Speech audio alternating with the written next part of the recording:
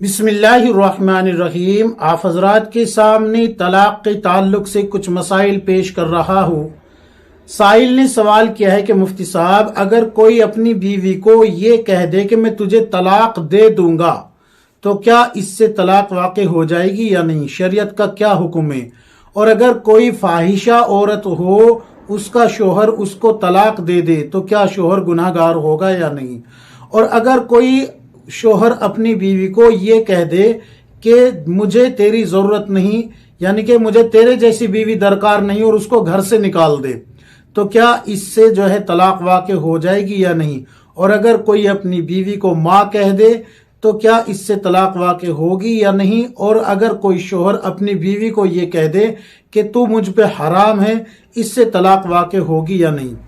तो सबसे पहले मैं आपको कुछ बातें बता देता हूँ कि आखिर ये नौबत आती क्यों है।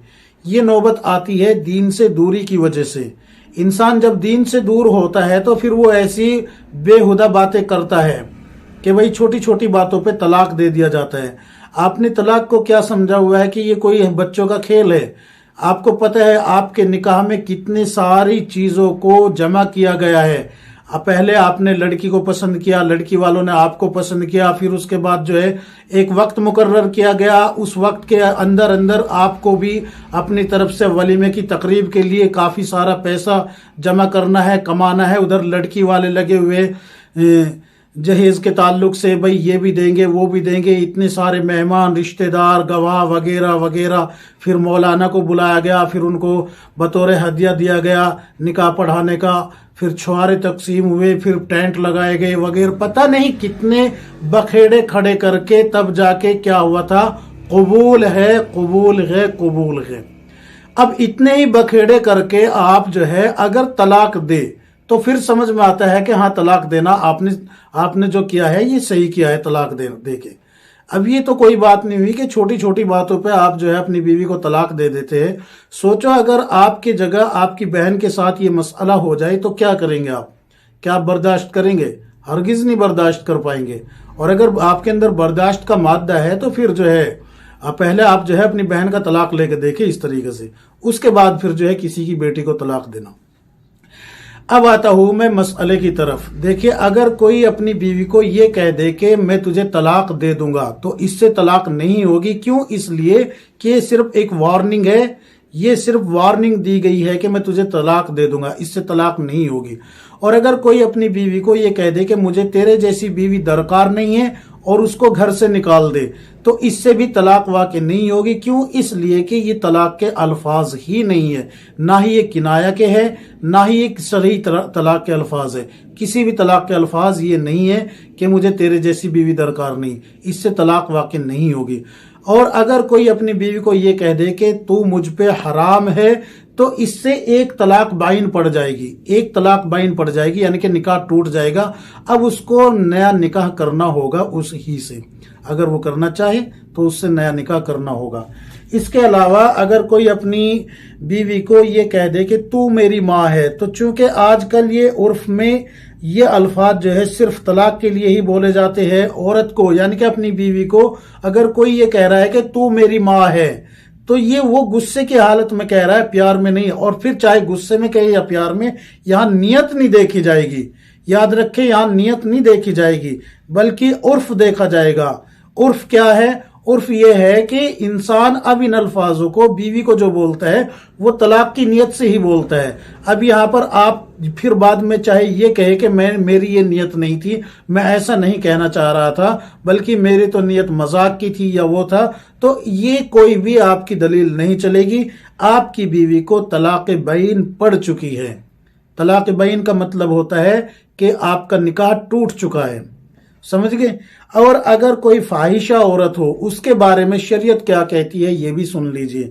अल्लाह हर बेटी की, हर बीवी की, हर माँ की, हर बहन की इज्जत की, आबरू की हिफाजत फरमाए। फाहिशकारी इतना बड़ा मामला है। अल्लाह तबारक व तआला कुरान में फरमाता है, वला तक़रबुज़ ज़िना, जिना के करीब भी मत जाओ, जिना के करीब भी मत जाओ। और जिना ही फाहिशकारी को बोलते हैं, ये समझ लीजिए। تو اس کے بارے میں حکم یہ ہے کہ ایسی عورت کو طلاق دینا کوئی گناہ نہیں ہے، بلکہ ایسی عورت کو طلاق دینا مستحب ہے اور ثواب کا کام ہے۔ اور اگر عورت یہاں تک نافرمان ہو کہ خاوند کا اس کے ساتھ رہنا مشکل ہو اور گھر میں ہر وقت فتنہ فساد برپا رہتا ہو تو ایسی عورت کو طلاق دینا واجب ہو جاتا ہے۔ ایسی عورت کو طلاق دینا کیا ہو جاتا ہے؟ واجب ہو جاتا ہے۔ تو اگر ایسی کوئی عورت ہے تو پھر تو آپ طلاق دے سکتے ہیں، ورنہ یہ چھوٹی چھوٹی بات پہ کہ ادھر جو ہے ماں کے ساتھ تو میں ہوئی تو آپ نے کہہ دیا کہ تو مجھ پہ حرام ہے، تو یہ تو بالکل جو ہے عقل کو بھی کھانے والی بات ہے۔ یہ یاد رکھے، عقل میں آنے والی بات ہی نہیں ہے۔ کل کو اگر آپ کی بیٹی کے ساتھ یا آپ کی بہن کے ساتھ یہ مسئلہ ہو جائے، آپ کی بہن کا شوہر یا آپ کی بیٹی کا شوہر یعنی آپ کا داماد یا آپ کا بہنوں ہی کہہ دے ان باتوں کو آپ کی بہن کو کہ تو مجھ پہ، یا آپ کی بیٹی کو کہ تو مجھ پہ حرام ہے، اپنی بیوی کے تعلق سے کہہ دے وہ کہ تو مجھ پہ حرام ہے، تو کیا گزرے گی آپ پہ؟ سوچا ہے کبھی؟ یا پھر جو ہے یہ چھوٹی چھوٹی باتیں کہ پانی نہیں دیا، میری ماں کی بات نہیں سنی، اس سے وہ نہیں ہوا وغیرہ وغیرہ، یہ ایسی باتیں ہیں جن سے آج جو ہے لوگ اپنے گھروں کو اجاڑ رہے ہیں۔ اور یہ ساری باتیں ایسی ہیں جن کے بارے میں اس کو پتہ بھی نہیں ہوتا کہ اس سے طلاق واقع ہو جاتی ہے، طلاق بائن پڑ گئی اور نکاح ٹوٹ گیا، اس کا پتہ ہی نہیں ہوتا۔ اللہ کے رسول صلی اللہ علیہ وسلم نے فرمایا کہ ایک دور آئے گا لوگ اپنی بیویوں سے زنا کیا کریں گے۔ صحابہ اکرام نے پوچھا یا رسول اللہ، بیوی کو تو اللہ نے حلال قرار دیا ہے، پھر زنا کیسے ہوگا؟ اللہ کے رسول صلی اللہ علیہ وسلم نے فرمایا کہ ان کے نکاح ٹوٹ چکے ہوں گے اور انہیں وہ سمجھتے ہوں گے کہ ہمارے نکاح باقی ہے، حالانکہ نکاح باقی نہیں ہوگے۔ تو یہ وہی الفاظ ہے کہ بیوی کو آج کے عرف عام کی بات کر رہا ہوں میں، عرف میں جو ہے آج بیوی کو ماں کہہ دینے سے طلاق بین پڑ جاتی ہے۔ بیوی کو یہ کہہ دیا کہ تو مجھ پہ حرام ہے، طلاق بین پڑ گئی۔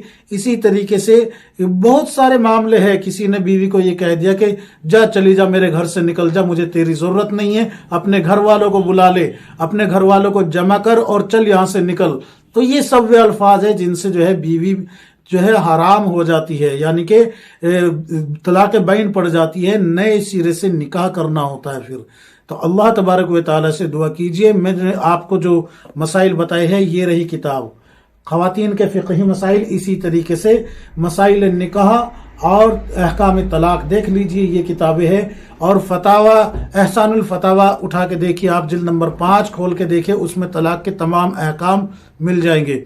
اللہ تبارک و تعالی ہم سب کو کتاب و سنت کے مطابق زندگی گزارنے کی توفیق عطا فرمائے، آمین یا رب العالمین۔